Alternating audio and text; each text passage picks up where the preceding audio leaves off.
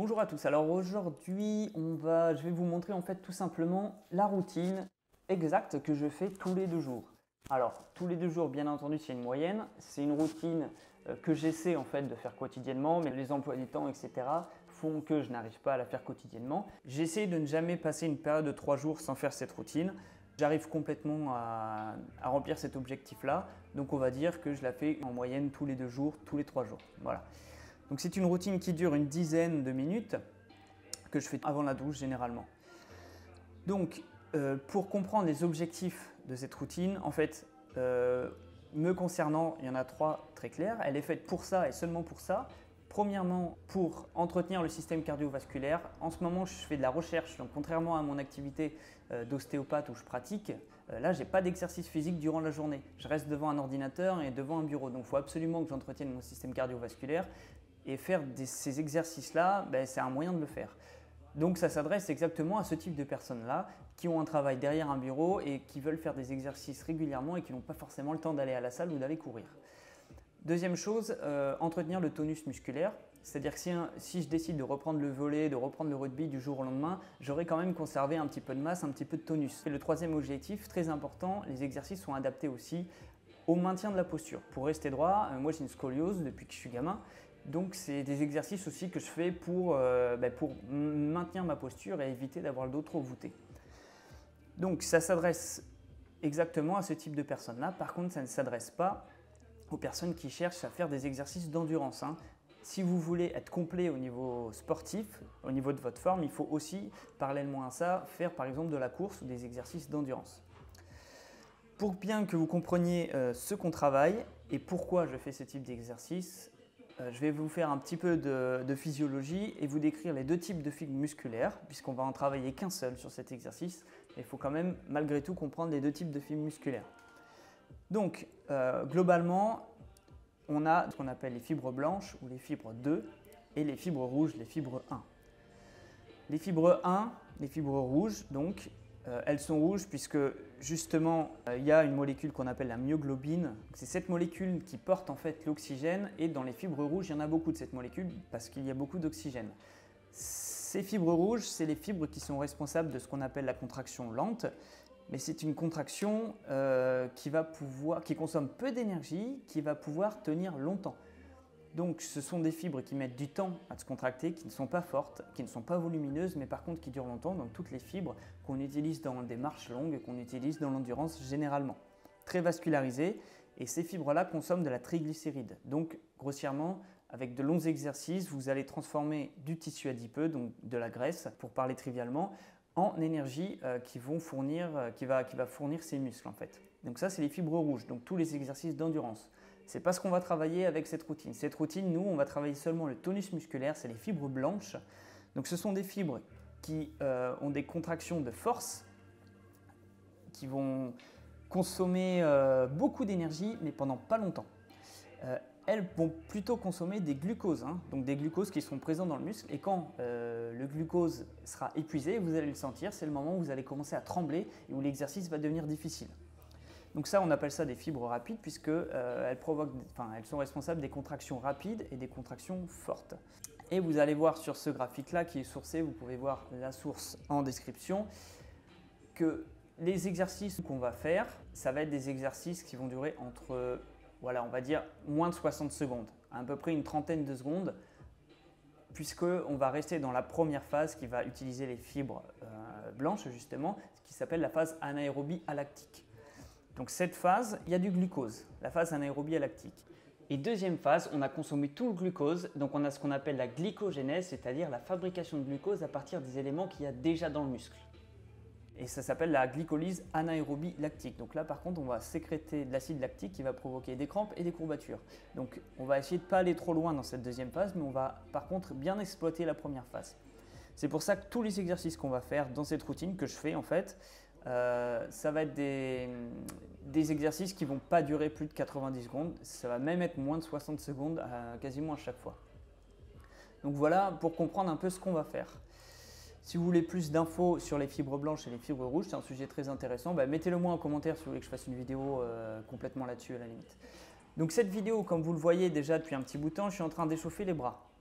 Donc voilà, la routine, je consacre quand même pas mal de temps à l'échauffement puisque ce sont des exercices qui vont justement être intenses. Si vous les faites sans échauffement avant, vous allez avoir des tendinites, c'est certain, vous allez avoir mal aux muscles et aux tendons. Vous allez sentir que lors des mouvements, vous allez entendre des petits claquements, des petits craquements, des tendons qui vont glisser justement sur des surfaces osseuses. Si vous bougez vos épaules de façon assez intense sans les avoir chauffées, vous allez entendre tous ces claques là derrière qui ne sont pas du tout agréables. Donc c'est très important, si vous voulez faire cette routine, faites l'échauffement. Donc phase d'échauffement. Voilà, on arrive à peu près à 2 minutes 30 déjà d'échauffement. Quand on commence à sentir que les muscles sont chauds, on se met en position pour le premier exercice qui va être tout simplement des rotations d'épaule que vous avez déjà vu sur des vidéos précédentes. Donc, on a la tête droite. Là, je regarde peut-être même un petit peu trop haut.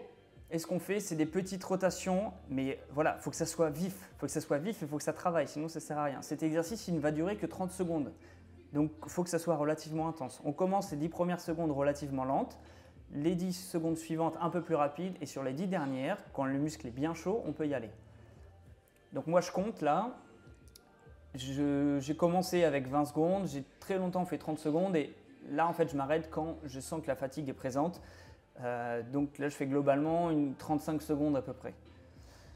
En ce moment, 30-35 secondes, voilà, ça m'arrive très rarement d'aller jusqu'à 40. En fait, je ne m'arrête pas tant que mes muscles ne sont pas fatigués. Hein. Donc ça, vous allez le sentir. Quand vos muscles sont fatigués, c'est à ce moment-là qu'il faut arrêter l'exercice.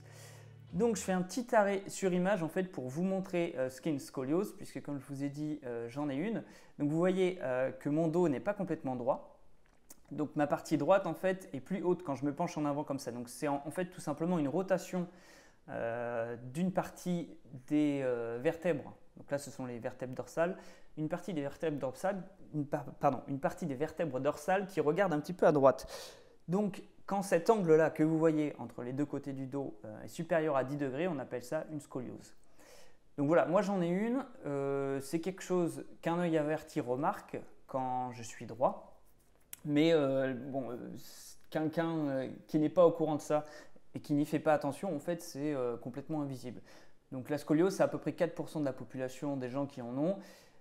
J'ai été traité en étant petit et heureusement, ce qui permet d'avoir complètement diminué en fait l'impact de cette scoliose-là. Elle ne m'empêche pas du tout de vivre. Et voilà, elle est visible quand je me penche en avant. Donc nous, en tant qu'ostéopathe, c'est ce test-là qu'on fait en cabinet pour savoir si vous avez une scoliose ou pas. Donc si votre médecin ou votre ostéo ou votre kiné vous demande de vous pencher en avant comme ça en faisant le dos rond, c'est souvent pour voir s'il n'y a pas une scoliose justement. Donc ça, si votre enfant ou si vous-même vous en avez une, allez consulter un kiné, allez voir un médecin, il va peut-être vous réorienter vers un ostéo, vous pouvez aller voir un ostéo en première intention aussi. Plus c'est traité tôt, mieux c'est. On va adapter les exercices, etc. Donc ça c'est un petit aparté, voilà, c'était simplement pour que vous compreniez pourquoi quand je me penche en avant comme ça, c'est plus haut d'un côté que de l'autre. Donc après avoir fait le premier exercice, hop, on se penche en avant. Donc là, on étire, ça va commencer au mollet, après on est sur les ischio-jambiers, on étire tous les muscles lombaires, les gouttières dorsales aussi, et jusqu'à la tête. Donc on enroule bien vers l'avant. Moi, comme vous voyez, je ne suis pas souple, mais je vous assure qu'il y a un an de ça, j'allais beaucoup moins loin. Donc à faire ces étirements régulièrement lors de ma routine, j'ai beaucoup gagné et je gagne encore. Je m'épate des fois, je suis vraiment à quelques centimètres de toucher et je suis persuadé que dans quelques mois, je touche par terre sans problème. Si vous voulez si vous voulez voir votre progrès, vous faites toujours les pieds largeur des épaules. Comme ça, vous pouvez voir, on ne change pas l'écartement des pieds, ce qui permet de un peu voir si vous progressez en étirement ou pas. Donc on enchaîne sur le deuxième exercice qui est à peu près similaire. Donc on a le dos droit, on lève la tête. Là pareil, hein, on va travailler sur les rhomboïdes, sur le grand dorsal, sur le trapèze aussi, bien sûr les pectoraux. Donc là c'est un mouvement antéro-postérieur. Les bras ne sont pas obligés d'être complètement tendus. Il faut que ça soit fixe, que ça ne bouge pas, c'est-à-dire que vous choisissez un angle et vous le respectez. Alors là, je me mets sur la pointe des pieds, c'est tout simplement pour faire travailler les mollets, faire travailler la proprioception. On protège les chevilles en faisant ça. On travaille aussi les ischio-jambiers. C'est très important, je ne le fais pas beaucoup sur cette séance matinale-là, mais d'habitude, je le fais sur les 3 séances de 30 secondes d'exercice des épaules, je le fais sur la pointe des pieds. Ça fait travailler l'équilibre, ça empêche les entorses de cheville. Et ça fait travailler aussi les membranes, enfin, ce qui est très important. En fait, on est en extension du pied. Donc voilà, le mollet est contracté, les ischio-jambiers sont contractés. Ça te fait travailler le tonus musculaire et l'équilibre. Où j'en étais? Donc voilà, voilà les 30 secondes qu'on vient de faire, c'est pareil, c'est antéro-postérieur. Et on s'arrête que quand on a mal. Enfin, quand on a mal. Quand vous sentez que vous êtes à bout, en fait, que vous avez consommé justement tout le glycogène qu'il y a dans vos muscles. Dernier exercice d'une trentaine de secondes. Pareil, on a la tête droite. Voilà, haut, bas. Donc là, pareil, là, c'est le grand dorsal qui travaille énormément. Je me mets de nouveau sur la pointe des pieds pour travailler, pareil, toujours pareil, équilibre, proprioception. Donc là, toujours, je compte jusqu'à 30. C'est 3 exercices de 30 secondes à chaque fois. Pareil, j'accélère sur la fin, ce qui crée de l'acide lactique, hein, le fait d'accélérer sur la fin, mais vous pouvez faire des étirements en fin de séance pour éviter d'avoir des courbatures le lendemain. Donc là, vous voyez, je suis fatigué, ça a travaillé les épaules. Donc voilà, c'est un exercice efficace qui ne dure pas longtemps. Quelques étirements. Donc voilà. Cette série, c'est particulièrement pour la posture, travailler le grand dorsal, rester droit. Bien sûr, ça se couple avec une bonne position devant le bureau. Généralement, c'est assez simple. Il faut que l'écran soit haut, le haut de l'écran soit au niveau de vos yeux. Souvent, l'écran est beaucoup trop bas. Donc, il faut que l'écran soit haut pour que vous leviez la tête quand vous regardez l'écran, quand vous travaillez sur l'ordinateur. Et il faut pouvoir poser son coude sur le bureau de temps en temps pour éviter que le poids du bras ne tire sur les épaules trop longtemps.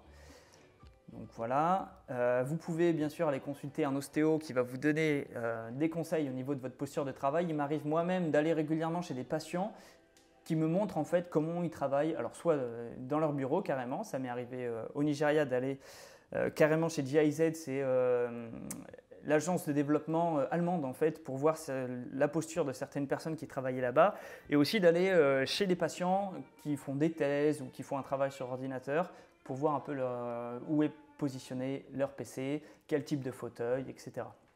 La souris est importante aussi. J'ai été confronté à des gens qui avaient des tendinites de l'avant-bras à cause d'une souris. Des gens qui passent 8 heures sur l'ordinateur avec une souris et qui ont une souris qui fait 4 cm sur 3, une souris qui vaut 3 €, qui n'a aucune ergonomie. J'ai trouvé ça incroyable.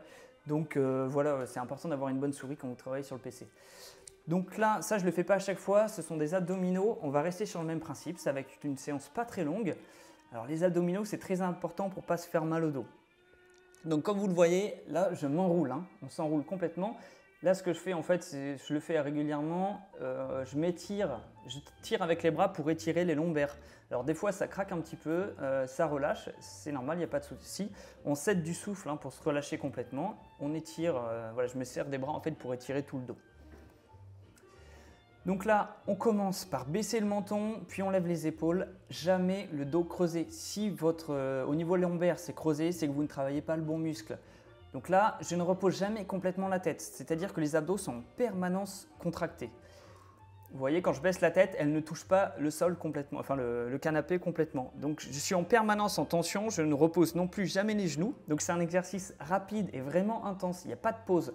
Donc là, on est en train de consommer tout le glucose qu'il y a dans les muscles, c'est très important de comprendre ça.